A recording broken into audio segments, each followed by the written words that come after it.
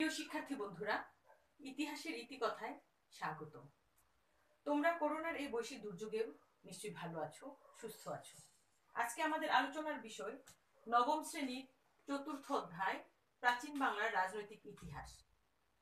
প্রাচীন বাংলার রাজনৈতিক ইতিহাসের শেষের অংশ সেন বংশ এবং প্রাচীন বাংলার শাসন ব্যবস্থা সম্পর্কে তোমাদের সাথে আলোচনা করব। তোমরা প্রত্যেকেই তোমাদের পাঠ্য বই নিয়ে আমার সাথে অংশগ্রহণ করো। প্রথম পর্ব সেন বংশ। পাল রাজা রামপালের মৃত্যুর পর পাল বংশধরদের দুর্বলতার ফলে পাল বংশের পতন ও পাল বংশের গৌরবময় দিনগুলি পরিসমাপ্তি ঘটে। অবশেষে খ্রিস্টীয় দ্বাদশ শতাব্দীর দ্বিতীয়ার্ধে সেন বংশের উত্থানে পাল বংশের রাজত্ব বিলুপ্ত হয়ে যায়। সেন বংশের রাজত্ব শুরু হয়। সেন রাজাদের শিলালিপি অনুযায়ী তারা ছিলেন চন্দ্রবংশীয় এবং ব্রহ্মক্ষত্রিয়।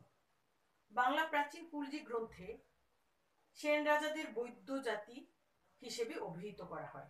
আবার অনেকের মতে তারা ছিলেন কায়স্থ, কিন্তু প্রকৃতপক্ষে তারা ছিলেন ব্রহ্মক্ষত্রিয়।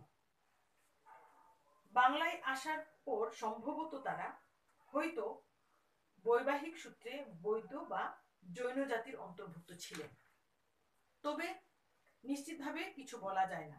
ব্রহ্মক্ষত্রিয় একটি সুপরিচিত জাতি। সেন রাজাদের পূর্বপুরুষেরা ব্রহ্মবাসী বলে উল্লেখিত আছেন। এখন আমরা আলোচনা করব সামন্ত সেন সম্পর্কে। বাংলায় সেন বংশের প্রতিষ্ঠাতা ছিলেন সামন্ত সেন। তিনি যৌবনে কর্ণাটকে বহু যুদ্ধ বিগ্রহ করে খ্যাতি অর্জন করেন এবং শেষ পর্যায়ে রাঢ় অঞ্চলে গঙ্গা নদীর তীরে বসবাস করেন। তবে তিনি কোনো রাজ্য প্রতিষ্ঠা না করায় সেন বংশের প্রথম রাজার মর্যাদা পাননি। দেওয়া হয় হেমন্ত সেনকে, অর্থাৎ তারই পুত্র হেমন্ত সেনকে। এখন আমরা হেমন্ত সেন সম্পর্কে আলোচনা করব। হেমন্ত সেনকে ধারণা করা হয় পাল রাজা রামপালের অধীনে তিনি এক সামন্ত রাজা ছিলেন। ঐতিহাসিকদের ধারণা পাল রাজাদের আমলে সেন বংশের রাজারা রাজ্যের উচ্চ পদস্থ কর্মচারী ছিলেন এবং পাল রাজাদের দুর্বলের সুযোগ নিয়ে সে সময়ে স্বাধীন রাজ্য প্রতিষ্ঠা করেন।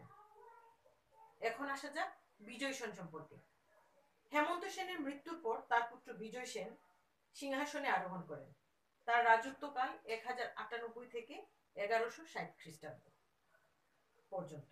জানা যায় বিজয় সেনের সুদীর্ঘকাল রাজত্ব করেন এই বাংলায় এবং তার রাজত্বকালে সেন বংশের শক্তিশালী ভিত্তির উপর সুপ্রতিষ্ঠিত হয়। তিনিও সামন্ত রাজা থেকে স্বাধীন রাজ্য প্রতিষ্ঠা করেন। কৈবর্তদের বিদ্রোহের সময় রামপাল রাজাকে সাহায্য করেন এবং বরেন্দ্র উদ্ধারে রামপাল রাজাকে সাহায্য করায় বিনিময়ে বিজয় সেনকে স্বাধীনতার স্বীকৃতি দেন। সুর বংশের বিলাস দেবীকে তিনি বিয়ে করেন।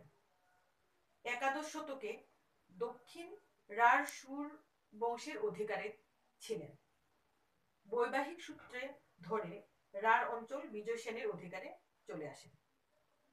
এভাবে পর্যায়ক্রমে পূর্ব ও দক্ষিণ বাংলা, উত্তর ও উত্তর পশ্চিম বাংলা, কামরূপ, কালিঙ্গ ও মিথিলা আক্রমণ করেন। হুগলি জেলার ত্রিবেণীতে অবস্থিত বিজয়পুর তার প্রথম রাজধানী। বর্তমান মুন্সিগঞ্জ জেলার বিক্রমপুর দ্বিতীয় রাজধানী স্থাপন করেন বিজয় সেন। সেন বংশের অধীনে সর্বপ্রথম সমগ্র বাংলা দীর্ঘকাল ব্যাপী একক রাজার রাজত্বে ছিল। ধর্মের দিক থেকে বিজয় সেন শৈব ধর্মাবলম্বী। বিজয় সেন যে উপাধি গ্রহণ করেন সেগুলো হলো পরম মাহেশ্বর, পরমেশ্বর, পরম ভট্টারক, মহারাজা ধীরাজ, অবিরাজ, বৃষভ, শঙ্কর প্রভৃতি। এখন জানা যাক বল্লাল সেন সম্পর্কে। বল্লাল সেন ছিলেন সুপণ্ডিত। বিদ্যা ও বিধানের প্রতি তার যথেষ্ট অনুরাগ, আকর্ষণ বা সম্মান ছিল। বেদ, স্মৃতি, পুরাণ প্রভৃতি শাস্ত্র অধ্যয়ন করেন তিনি। তার একটি বিরাট গ্রন্থাগার বা লাইব্রেরি ছিল। কবি বা লেখক সংস্কৃত সাহিত্যে তার সেবাদান অনেক। তিনি দান সাগর ও অদ্ভুত সাগর দুটি গ্রন্থ লিখেন এবং তার এই গ্রন্থে তার শাসনামলের ইতিহাস উল্লেখ ছিল। অদ্ভুত সাগর অসমাপ্ত ছিল তার, কিন্তু তার পুত্র লক্ষণ সেন সম্পূর্ণ লিখে সমাপ্ত করেন। বল্লাল সেন তন্ত্র হিন্দু ধর্মের পৃষ্ঠপোষক ছিলেন। তার রাজত্বকালে ব্রাহ্মণ্য ধর্মের প্রভাব বেশি থাকায় বৌদ্ধ ধর্ম দুর্বল হয়ে পড়ে। হিন্দু সমাজে কৌলিন্য প্রথা প্রবর্তন করেন বল্লাল সেন। তিনি রামপালে নতুন রাজধানী স্থাপন করেছিলেন। বল্লাল সেনের পূর্বে প্রাচীন রাজারা তার মতো লেখনী প্রতিভার পরিচয় দিতে পারেনি। এখন আসা যাক লক্ষণ সেন সম্পর্কে। ৬০ বছর বয়সে সিংহাসনে আরোহণ করেন লক্ষণ সেন। 1178 থেকে অর্থাৎ 1178 থেকে 1204 খ্রিস্টাব্দ পর্যন্ত তার রাজত্ব। পিতার মতোই সুদক্ষ যোদ্ধা ও রণক্ষেত্র নৈপুণ্য পরিচয় পাওয়া যায় এই লক্ষণ সেনের মধ্যে। প্রাগ জ্যোতিষী, গৌড়, কলিঙ্গ, কাশী, মগধ প্রভৃতি অঞ্চল সেন সাম্রাজ্যভুক্ত করেন লক্ষণ সেন। তিনি পিতার অসমাপ্ত গ্রন্থ সমাপ্ত করেন। তিনিও রচনা করেন কয়েকটি শ্লোক। তিনি সুপণ্ডিত ও বিদ্যা উৎসাহী ছিলেন। তিনি পরম বৈষ্ণব উপাধি গ্রহণ করেন।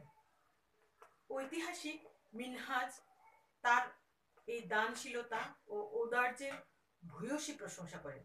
শেষে তিনি শাসনের প্রতি অমনোযোগী হয়ে পড়েন এবং পিতার ন্যায় গঙ্গা নদীর তীরে দ্বিতীয় রাজধানী বনদ্বীপে বসবাস করেন। এখন আসি প্রাচীন বাংলার শাসন ব্যবস্থা। গুপ্ত শাসনের পূর্বে প্রাচীন বাংলার রাজ্য শাসন পদ্ধতি সম্বন্ধে সঠিক কোনো ব্যাখ্যা নেই। এদেশে গুপ্ত শাসন প্রতিষ্ঠার পূর্বে কৌম সমাজ ছিল সবার উপরে। তখন রাজা ছিল না, রাজত্ব ছিল না, তবু শাসন পদ্ধতি সামান্য মাত্রায় ছিল।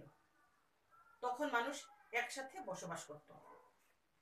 বাংলাদেশের যে অংশ সরাসরি গুপ্ত সম্রাটদের অধীনে ছিল তা কয়েকটি প্রশাসনিক বিভাগে বিভক্ত ছিল। এগুলোর মধ্যে সবচেয়ে বড় বিভাগের নাম ছিল ভুক্তি। গুপ্ত সম্রাট নিজ ভুক্তির শাসনকর্তা নিযুক্ত করতেন। এই গুপ্ত সম্রাটই হলো তাদের এই বিভাগের শাসনকর্তা নির্বাচন করতেন। কোনো সময় রাজকুমার বা রাজপরিবার থেকেও ভুক্তির শাসনকর্তা নিযুক্ত করা হতো। ভুক্তিপতিকে বলা হতো উপরিক। পরবর্তী সময়ে শাসকগণ উপরিক মহারাজ উপাধি গ্রহণ করতেন। মানে বিভাগের শাসককে উপরিক বলা হতো এবং পরবর্তীতে হলো উপরিক মহারাজ উপাধি গ্রহণ করেন। ৬ষ্ঠ শতকে উত্তর পশ্চিম বাংলায় গুপ্ত বংশের শাসন শেষ হয়ে যায়। বঙ্গ স্বাধীন ও আলাদা রাষ্ট্র হিসেবে প্রতিষ্ঠা লাভ করে। পাল বংশের প্রতিষ্ঠাতা সঙ্গে সঙ্গে বঙ্গে নতুন যুগের শুরু হয়। পাল বংশের ৪র্থ শতকের রাজত্বকালে বঙ্গে তাদের শাসন ব্যবস্থা সুপ্রতিষ্ঠিত হয়েছিল। পূর্বের মতো পাল যুগেও শাসন ব্যবস্থার মূল কথা হলো রাজতন্ত্র। কেন্দ্রীয় সরকারের শাসন বিভাগে সর্বোচ্চ ছিলেন রাজা স্বয়ং। রাজার পুত্র রাজা হতেন। কেন্দ্রীয় সরকারের আয়ের বিভিন্ন উৎস ছিল। এর মধ্যে নানা প্রকার কর ছিল প্রধান। তার মানে খাজনা দেওয়া লাগতো।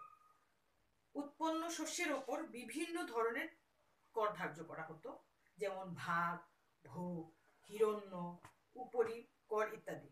কতগুলো উৎপন্ন দ্রব্যের 1/6 রাজস্ব হিসেবে আদায় করা হতো, অর্থাৎ 6 ভাগের 1 ভাগ।